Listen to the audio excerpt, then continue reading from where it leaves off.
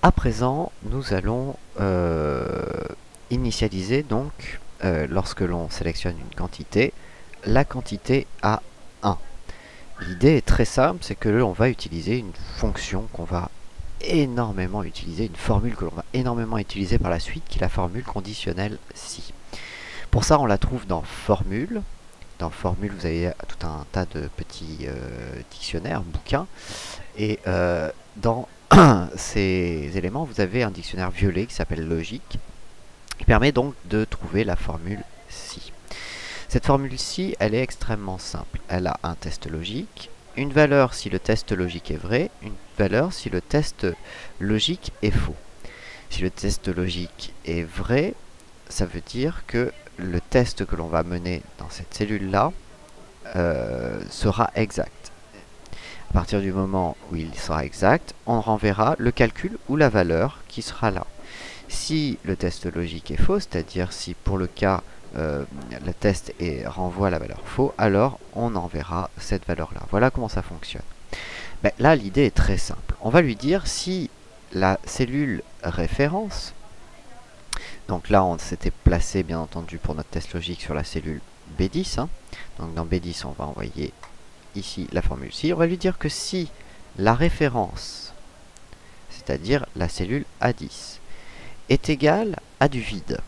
Pour dire que c'est égal à du vide, il suffit de dire égal guillemets, guillemets. Les guillemets qui se trouvent sous le caractère 3 du clavier alphanumérique. Guillemets, guillemets, en fait, ça veut dire quoi? Ça veut dire tout simplement que on va insérer, on va dire que c'est égal à du vide, dans le sens où, entre les guillemets, normalement, on a toujours du texte. Pour mettre du texte, on met des guillemets. Si, bien entendu, le texte est vide, alors on symbolise tout simplement le fait qu'une cellule est vide. Donc, c'est exactement ce qu'on nous dit. Si cette cellule-là, A10, est égale à du vide, guillemets, guillemets, alors, qu'est-ce que l'on va faire? Tout simplement, on va strictement rien faire. C'est-à-dire que si c'est vide, on n'affiche rien. Si par contre c'est faux, on va initialiser la valeur à 1. On clique sur OK. Qu'est-ce qui se passe à présent? Ici, j'ai une référence. Ma quantité s'initialise à 1. Si je supprime ma référence, ma quantité s'initialise à vide. Si je remets une référence, ma quantité s'initialise à 1.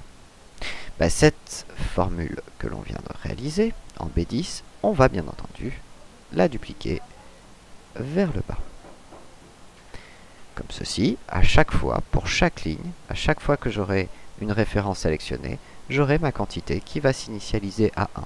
Cette quantité, après bien entendu, on pourra tout simplement la modifier en tapant un chiffre. Pour l'instant, on ne va pas y toucher à cette formule.